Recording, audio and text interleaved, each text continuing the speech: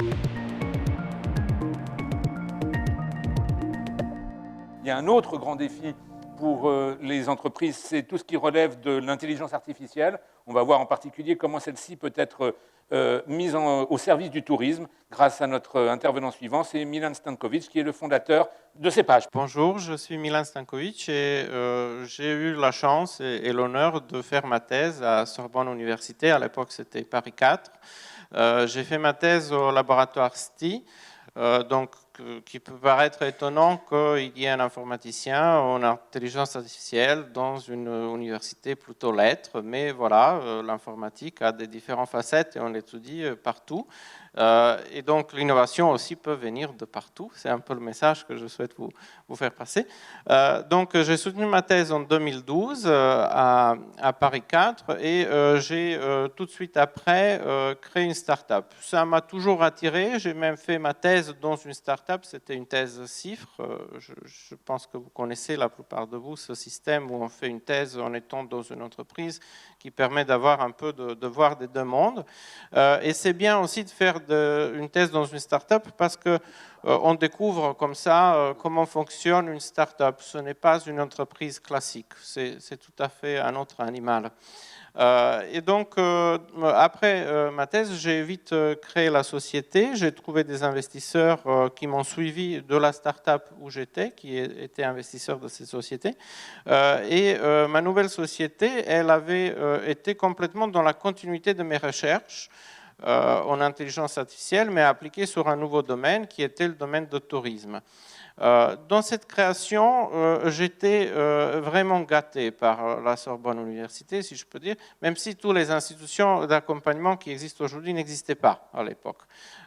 Mais il existait une volonté d'être au service de l'innovation, il existait et il existait quelques institutions. Agoranov existait déjà. J'étais hébergé par Agoranov. J'ai beaucoup profité de cet hébergement. Merci aux membres d'Agoranov qui sont avec nous aujourd'hui. Et puis, avec le laboratoire, j'ai continué à collaborer. Nous avons fait une thèse CIFRE et ce qui a permis de continuer les recherches et les échanges avec mon laboratoire, donc de créer de nouvelles innovations qui ont devenu des nouveaux produits de l'entreprise. Le chercheur CIFRE, il a fait sa thèse avec grand succès. Il est aujourd'hui maître de conférence dans le laboratoire. Il a retourné, il est ici avec nous. Donc voilà, le milieu start-up et entreprise et université, c'est un ping-pong qui est tout à fait naturel. Donc, qu'est-ce que faisait mon entreprise?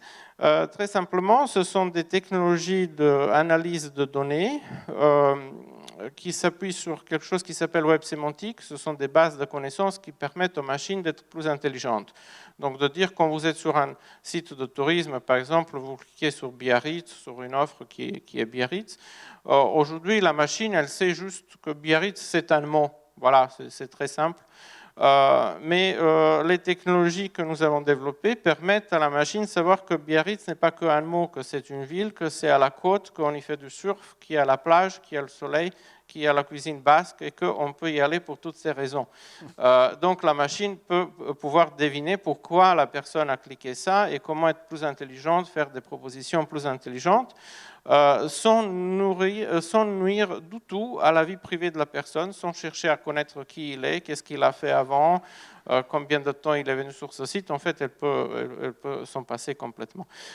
Donc cette innovation a intéressé beaucoup d'acteurs sur le marché et après 3-4 ans, nous avons commencé à avoir des offres de rachat. Nous avions fait déjà des preuves de marché. Il y avait la plus grande agence de voyage française qui était notre client, avec qui on développait nos innovations. En fait, on les déclinait à leur manière.